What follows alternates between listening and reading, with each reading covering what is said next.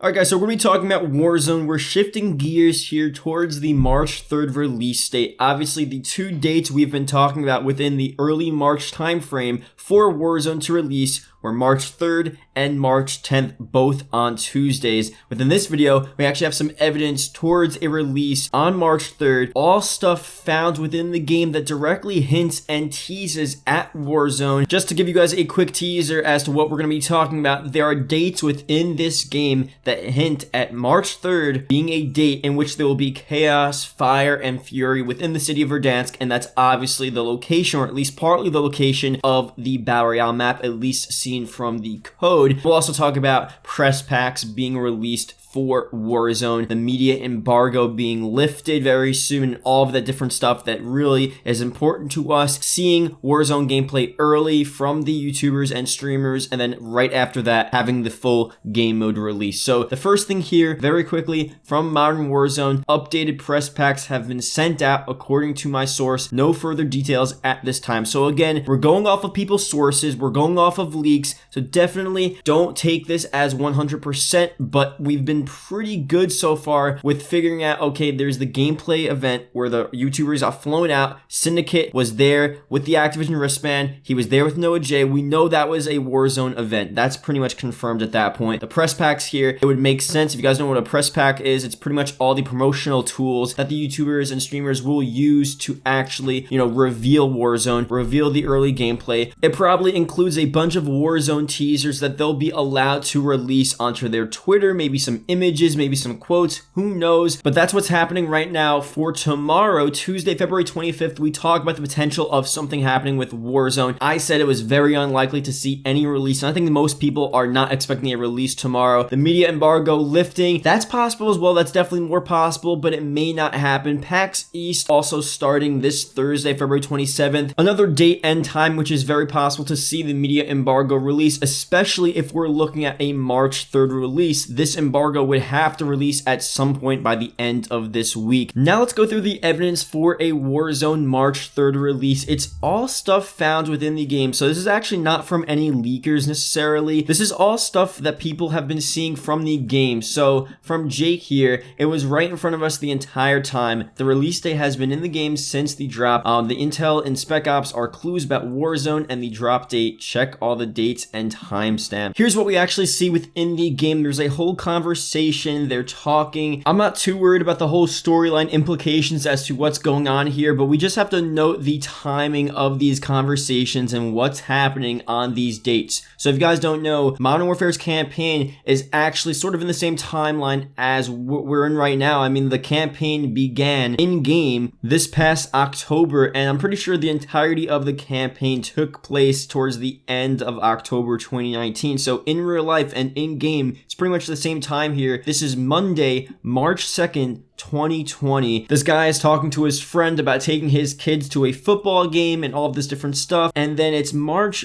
3rd, and there's a missed call. March 3rd again, another missed call, and then another text on March 3rd. Where are you? Where are the kids? March 3rd again. Are you guys safe? There's soldiers everywhere. I swear if your phone's still off. Another missed call. Please answer. And this is all again happening right at the beginning of March 3rd. So this guy had plans to take his kids to the football game, and now he's not responding to his calls. There's soldiers everywhere, and this is all happening on March 3rd. Moving through, we have Verdansk Airport.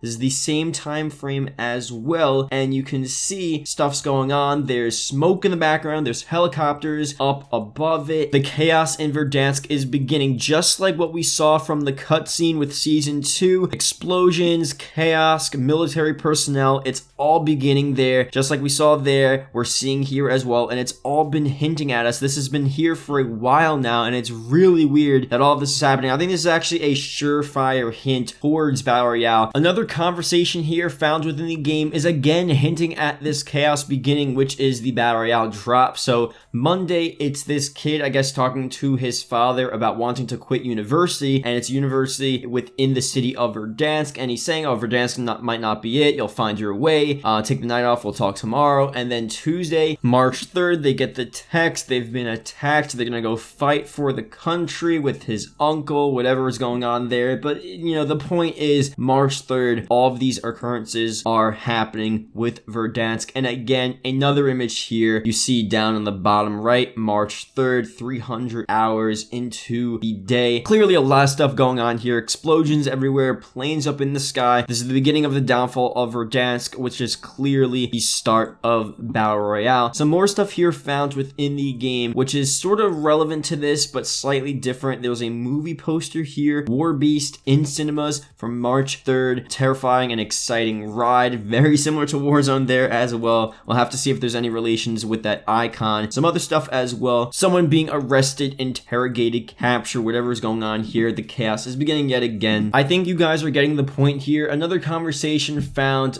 Their father is in the hospital. They're talking. This is February 21st, 2020. And then all of a sudden, March 3rd, 2020, right into the day, 1100 hours. Something bad is happening. They're stuck downtown. Terrorists or some kind of army. Don't know who. Obviously, that's just the beginning of Battle Royale right here. And the last thing, again, seen within this, March 3rd, soldiers walking by. The theme is here, everything is fine and normal until March 3rd, when all of this chaos begins. And this is what the cutscene was hinting at. Verdansk was a normal city, and then everything started happening. Now, I don't know if there are any hints to March 3rd within the Season 2 cutscene itself. I think that'd be definitely interesting for people to look into. I'll probably go through that as well, but it's gonna be something with March 3rd. Now, this doesn't confirm the release date, obviously, but it's a huge hint that's directly within the game that makes perfect sense as to why Battle Royale would release on March 3rd if the actual and literal downfall of the Battle Royale map, Verdansk, and all of its surrounding areas is happening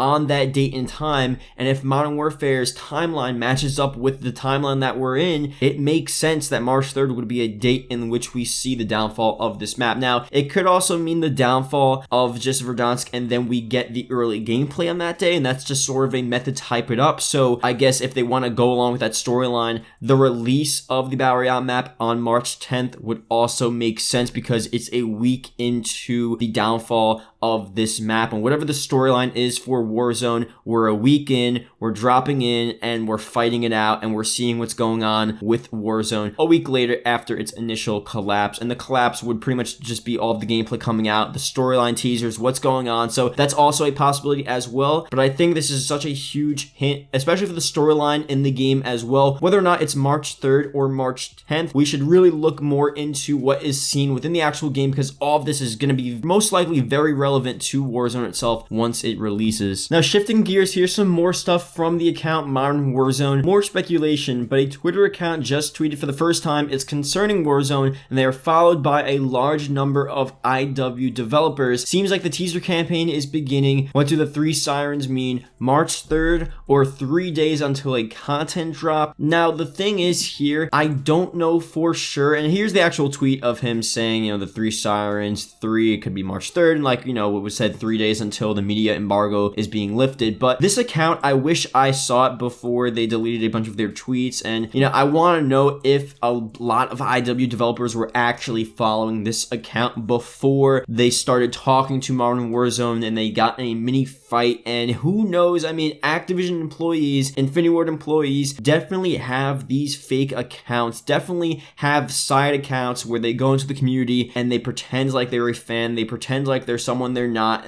So many of these gaming industry company people do this. Employees do this as well, because they can't have their main account and start doing all this random stuff. So it makes sense as to why this would be the case. I wish I just knew for sure that this account was being followed by a bunch of IW developers, was also liking, he showed a screenshot of this account liking a bunch of IW developer tweets. That doesn't mean much to me, but being followed by the accounts is a bigger deal, because the IW developers don't just follow any accounts. They're gonna follow the accounts from their friends and people they know and stuff like that. So it's very interesting to see. Now, this account never gave us anything of real substance besides for a bunch of very minor teasers, and it's all in line as to what we've been seeing March 3rd, March 10th. We know the timeline at this point, so nothing is really too surprising, and it's we're getting in line as to what we're expecting to see. The media embargo date is the one date that I think is really up in the air, but if we don't see a release date of Warzone on either March 3rd or March 10th, that'd be a huge surprise to most people. The media embargo really could happen at any time, but we do know it's happening, so I guess there is some sort of confidence and confirmation in that aspect of the Warzone hype, I guess you can call it. But other than that, I think we're pretty good right now, so nothing too surprising is going to come out in the form of a leak that will make us change our whole outlook on Warzone. I mean, I think the last big leak we're really going to get with this is the early March leak. Other than that, the rest of the information we're going to be getting, it's going to be pretty minor, and it's just going to be us finalizing what we're going to be seeing for Warzone, maybe some extra features, maybe some extra stuff on the free-to-play aspect, who knows. But other than that, we're really getting in line as to what we're going to be seeing here, at least for the most part. At least that's what it seems like right now. So thank you guys for watching. If you guys did enjoy, and I'll see you guys later. Goodbye.